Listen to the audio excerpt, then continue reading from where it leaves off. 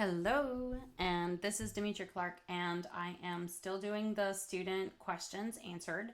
So, this next question is from Lumo. I'm a grower right now, not selling yet. Any ideas or advice for expanding as a grower?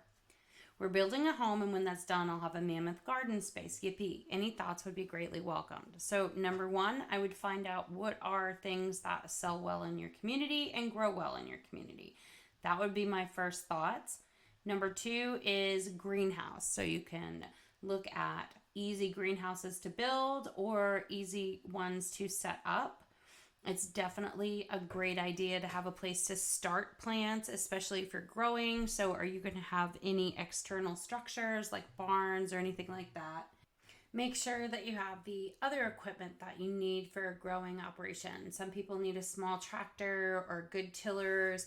You're going to want to make sure you have all the equipment so you can start amassing that now before you get to the new property.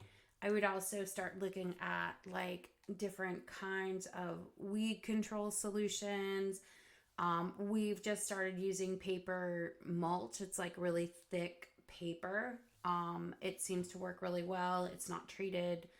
So you can definitely do something like that. And then you're going to want to maybe start, since you're building, taking a look at the property and seeing where your pests come from. So deer, groundhogs. Now listen, groundhogs are compulsive binge eaters. And so basically if they hit something, they just eat until they like almost explode before they move on.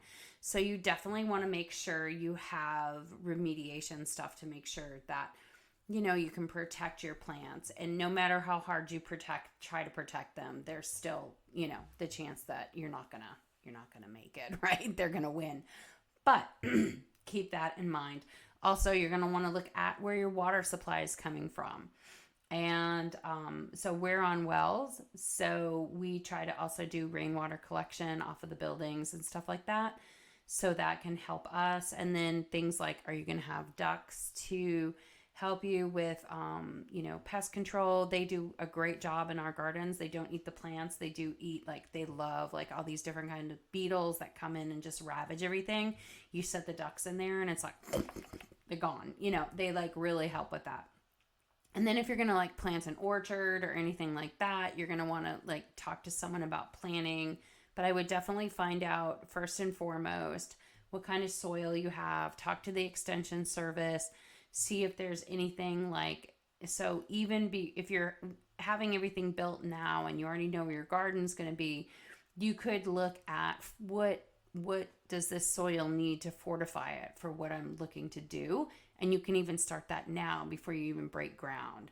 So, you could plant cover crops. You could, add compost. I mean, there's lots of things that you can do to start getting the site ready.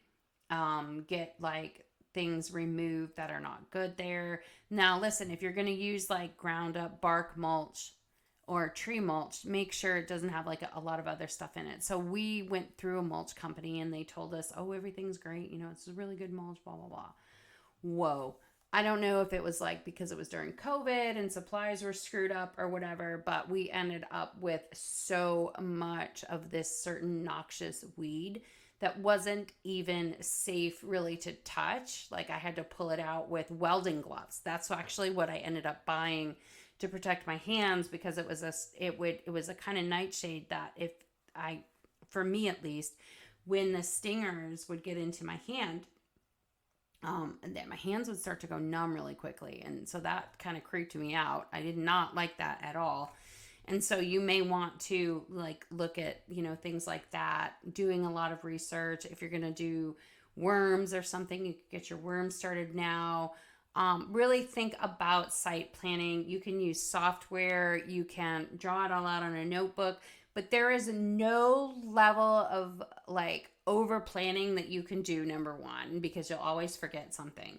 So if you're going to have pathways, think about what kind of surfaces you're going to want, your pathways to be made out of. If you're going to have dogs allowed in the garden area, so we've trained most of our dogs to not go on the paper mulch because it breaks and we don't walk on it ourselves.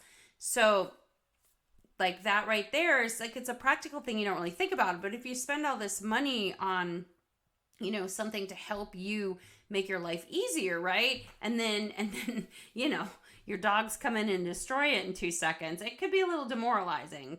And so, because all of this stuff's going to take a few years to get really operational and up and running anyways. You can look at places that sell flats so you can start your seedlings in them. My husband has a great resource. I can connect with him if you need one and find out what it is. I mean, because we like try to buy everything as possible, like things that are going into our body, like made in America. So at least we can at least have like a little bit more control over the sourcing and what the things are. And he has a good source for that. You can also look into, who are your local seed suppliers? Who are people that are doing what you're doing? Ask to go tour their farms. Maybe go to places like 2 hours away. So sometimes people just get threatened if someone else is coming into an area. Like when I go and like tour like a lavender farm or something, like I let them know like, hey, this is not what I'm planning on doing. Because people will be like, oh, they'll recognize my name, they'll know what I do, and then they'll be like, oh, is she trying to like see how we do business? And it's like, no, I just want to see what you've got so I can tell people. But the reality is it's business, and so sometimes people get a little bit scared or insecure. So definitely, be as respectful as possible when you're checking out someone else's operation. You can go to like your local botanical gardens and ask what types of things grow really well for them. They will also have classes, and guess what? They also have days where you can come in and weed or help out, and you can take plants home. So that's a really cool thing too. So connecting with different things in your community and really doing a lot of site planning, get your soil tested from your extension service. Really, really looking into those kinds of things can be really helpful. And the soil testing and stuff like that, like soil and well testing through like your extension service and stuff, is usually really, really reasonable. So it's not like going to break the bank, and it gives you a lot of information so you can understand what's going on. You can also often find some soil information, depending upon where you live, in your county's GIS information for the lot that you bought. Some of them have that soil information, and that's really helpful too. So hopefully this was helpful, and good luck. I can't wait to see pictures and see everything that you're doing. Thank you.